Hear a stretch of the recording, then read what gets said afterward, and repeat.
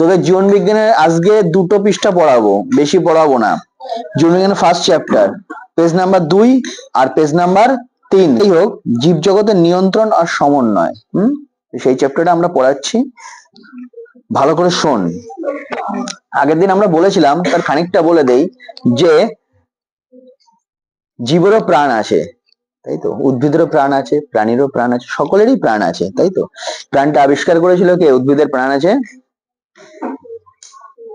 আচার্য জগদীশচন্দ্র বসু, তাই তো। গাছের বয়স নির্ণয় করা কিভাবে যায় সেটাও তিনি নির্ণয় করেছিলেন।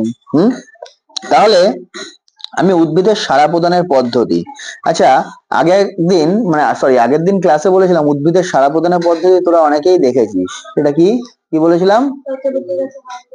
লজ্জাবতী গাছে হাত দিলে লজ্জাবতী গাছ সঙ্গে সঙ্গে পাতাটা কি হয়? মুদে যায়, মানে বন্ধ হয়ে যায়। তাহলে এটা এর মাধ্যমে আমরা কি বুঝলাম? যে গাছও সাড়া প্রদান করে বা সংবেদনশীলতা আছে, কেমন? তাহলে এখানে বলছে যে উদ্ভিদের উদ্দীপনা গৃহীত হলে ধারাবাহিক ক্রিয়ার মাধ্যমে তা সিগন্যাল এ রূপান্তরিত হয় এবং প্লাজমোডেসমাটার মাধ্যমে সাড়া প্রদানকারী অঙ্গের কোষ বা কলাতে পরিবাহিত হয়। কোনো কিছুর মাধ্যমে যদি পরিবাহিত না হয় তাহলে কি সাড়া প্রদান হবে? হবে না। যেমন আমাদের যদি মশায় কামড়ায় তাহলে কি আমরা দেখিয়ে তারপরে কি সেই জায়গাটাই টাচ করি, না না দেখেই টাচ করি? বুঝতে পারি, দেখবি না দেখে অনেক সময় কি হয়, হাতটা সেই জায়গায় চলে যায়। কেন? এটা একটা সাড়া প্রদান ধর্ম, যে উদ্ভিদ যে সাড়া প্রদান হচ্ছে, যে প্রাণীর যে সাড়া প্রদান, প্রাণীরও যেরকম হয়। আমি প্রাণীদের কেন বোঝালাম, মানে আমাদের কেন বোঝালাম? কারণ তুই সেটা বুঝতে পারবি, তাই তো। তাহলে উদ্ভিদও কিন্তু সেম একই, তাই নয়? তাহলে সেটা কিসের মাধ্যমে যাচ্ছে? যে উদ্ভিদের উদ্দীপক গৃহীত হলো ধারাবাহিক বিক্রিয়ার মাধ্যমে তা সিগন্যালে রূপান্তরিত হয়। সিগন্যাল দেয় না, সেই সিগন্যালে রূপান্তরিত হচ্ছে, সিগন্যালে রূপান্তরিত এবং প্লাজমোডেসমাটার মাধ্যমে সাড়া প্রদানকারী অঙ্গে কোষ বা কলাতে পরিবাহিত হয়। এই যে কার মাধ্যমে পরিবাহিত হয়? কার মাধ্যমে? প্লাজমোডেসমাটার মাধ্যমে। এই যে লাইন লাইন তুলে কেন পড়াচ্ছি বলতো? মাধ্যমিকে একমাত্র বেশি পাওয়ার নাম্বারের উপায় কি? শর্ট প্রশ্ন। আগের দিন সব দেখিয়ে দিয়েছিলাম বোর্ডে, পেয়ে যাবি ভিডিওতে। আর এছাড়াও যখন ফার্স্ট ক্লাস হবে স্কুলের, অর্থাৎ জানুয়ারি মাসে, তখন আমি আবার আর একবার বোঝাবো, যদি কেউ নতুন আসে তার জন্য, আর যদি নতুন কেউ না আসে তাহলে না, ঠিক আছে? যাই হোক, তোরা ভিডিওতেও দেখে নিতে পারবি, কোনো অসুবিধা নেই। তাহলে আমি শর্ট প্রশ্ন লাইন তুলে তুলে শেখাবো, সুন্দর করে বোঝাবো, শুধু একবার মন দিয়ে এখানে বুঝে যাবি, দয়া করে। বাড়ি গিয়ে আর বেশি পড়া লাগবে না। কি ঠিক বলছি না ভুল বলছি? বাড়ি গিয়ে বেশি পড়া লেগেছিল?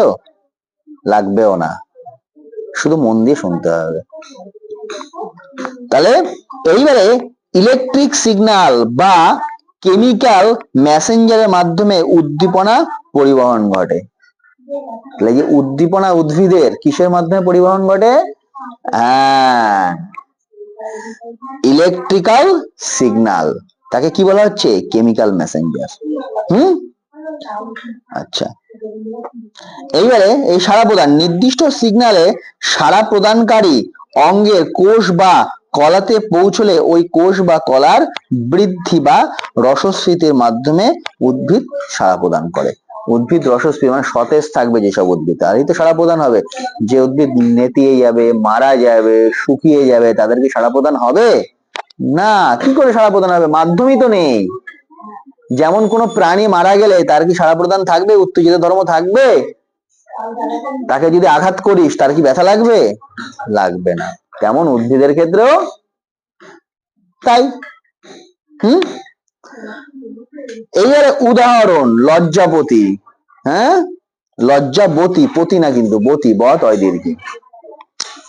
গাছের পাতাগুলি দ্বিপক্ষল ও উপাদান পত্রমূল বা স্ফীত পত্রমূল বিশিষ্ট পাতার শীর্ষের কোনো একটি পত্রকে স্পর্শ করলে উদ্দীপনার প্রথম পত্রকে মূল দেশের কোষে পরিবাহিত হয়ে রসস্ফীতির হ্রাস ঘটায়। যখন রসস্ফীতি কমে যায় ওখানে হ্রাস ঘটায়, তাই পাতাগুলি তখন বন্ধ হয়ে যায়। আবার রসস্ফীতি যখন বেশি হয় তখন পাতাগুলো খুলে যায় পরে। বোঝা গেল সবাই? আচ্ছা, আমরা লজ্জাপতি গাছ তো দেখেছি, অনেকের বাড়িতে আছে বা বাড়ির আশপাশে আছে, বিভিন্ন নার্সারিতে দেখতে, কিন্তু বনচাল গাছটা দেখিনি। এই বনচাল গাছের একটা বিশেষ বৈশিষ্ট্য আছে। সে বৈশিষ্ট্যটা কি? বনচালের পাতাটা ত্রিফলক, মানে কিছুটা বেল পাতার মতন হয়, মাঝখানে একটা আর দুই পাশে দুটো।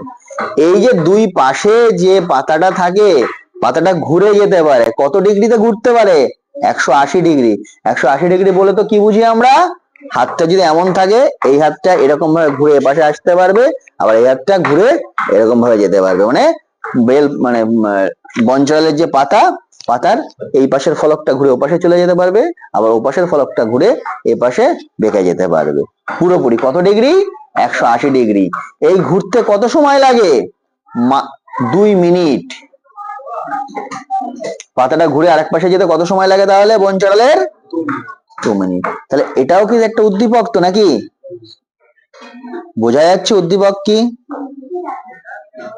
কোনো বুঝতে অসুবিধা হলে সঙ্গে সঙ্গে বলবি, আমি সেটা আবার সেই মুহূর্তেই বুঝিয়ে দেব।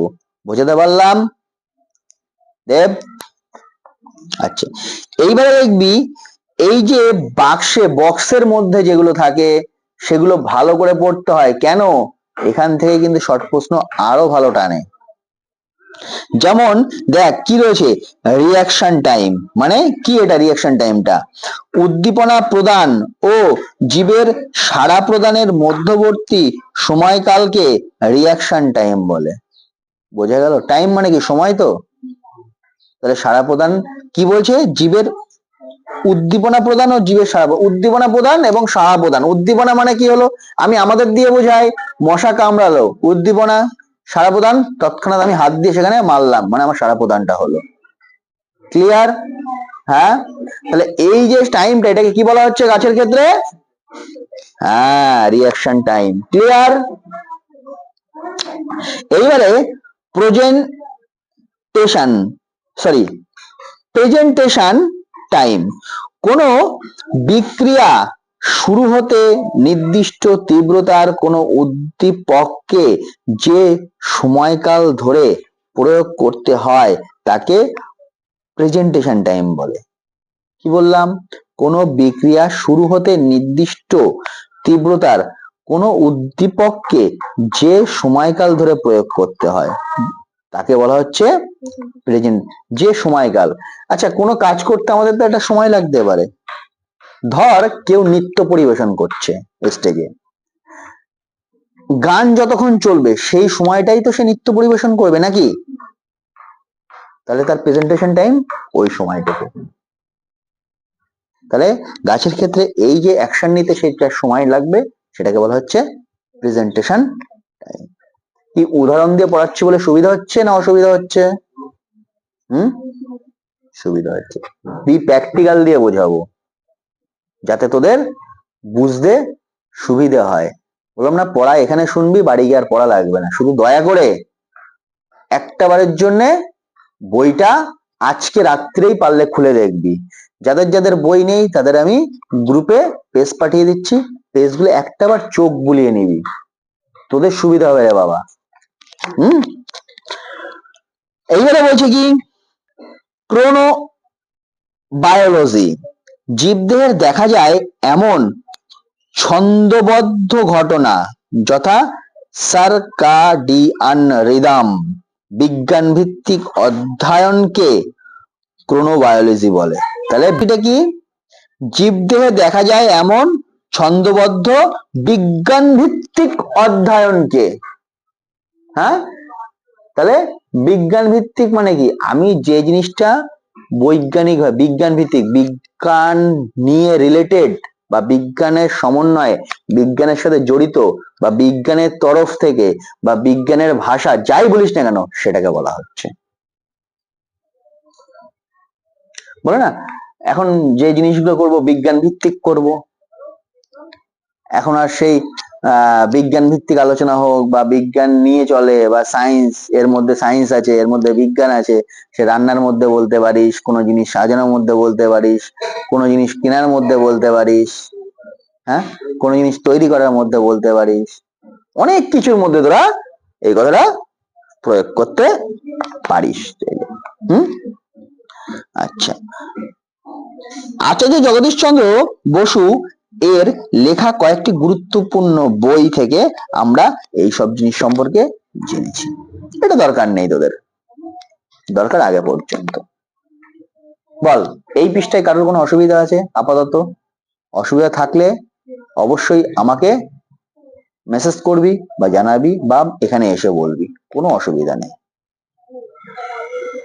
সপ্তাহে চেষ্টা করবো সপ্তাহে দেওয়ার একটা বা দুটো ক্লাস অনলাইন, মানে কি এখানে যেরকম পড়ছিস পড়বি, বাড়িতে বসে অনলাইন ক্লাস করতে পারবি, যার সুবিধা অসুবিধা সবকিছু ডাউট ক্লিয়ার অনলাইনে বসেও করতে পারবি, সেটা ফ্রি অফ কস্ট, তার জন্য কোনো কাউকে টাকা প্রদান করতে হবে না, যারা আমার কাছে অফলাইনে পড়ছিস, ঠিক আছে?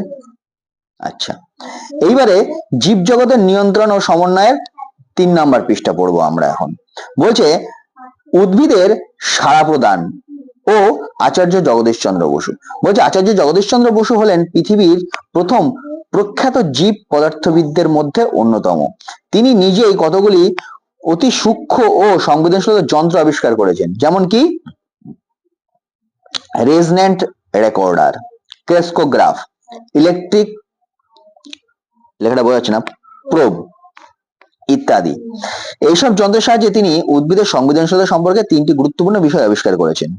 দেখ, যন্ত্র আবিষ্কার করেছে, সেই যন্ত্র দিয়ে তিনি উদ্ভিদের যে সংবেদনশীলতা কিভাবে আসে, কেন, কি কি বৃত্তান্ত, সেইগুলো তিনি আবিষ্কার করেছেন। কি বলছে কন্ট্রাক্টিলিটি, যেমন উদ্দীপনার সাপেক্ষে উদ্ভিদ অঙ্গের চলন, কন্ট্রাক্টিলিটি মানে উদ্দীপনার সাপেক্ষে, ওই যে বললাম না উদ্দীপনা সাড়া প্রদান, তার সাপেক্ষে চলন। লজ্জবতী গাছে যদি পাতায় হাত না দিস তা পাতা বন্ধ হবে? তাই সেটা উদ্দীপনা সাপেক্ষে চলন হলো, তো সেখান থেকে রসস্ফীতির কারণে রস কমে যাওয়ার ফলে বন্ধ হয়ে গেল। এইবারে যেমন এই যে বলতে বলতে উদাহরণ দিচ্ছি, দেখ লজ্জাবতী গাছের পাতা স্পর্শ করলে তৎক্ষণাৎ কথা বলবো না, বলতে বলতে সেই উদাহরণটা এখানে, আমি লাইনটা না দেখেই তখন বললাম সেই উদাহরণটাই দেখে এখানে দিয়ে দিয়েছে। ক্লিয়ার?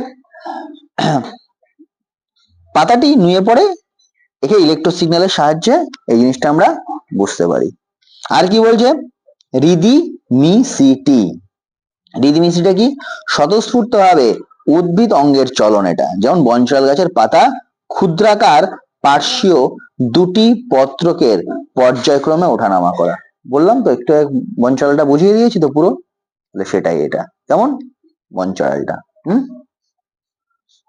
এইবারে তাহলে কিসের সাহায্যে জানছে বনচড়ালের পত্র যে চলনটা? রিদিমিসিটি, কেমন? এইবারে আমরা পড়বো কি কন্ডাক্টিভিটি। কন্ডাক্টিভিটিটা কি? উদ্ভিদের চলনের সঙ্গে তড়িৎ উদ্দীপনার পরিবহন। সাধারণ উদ্ভিদ যথা চন্দ্রমল্লিকা, আম, বট, কলা, টমেটো, গাজর, আলু প্রভৃতি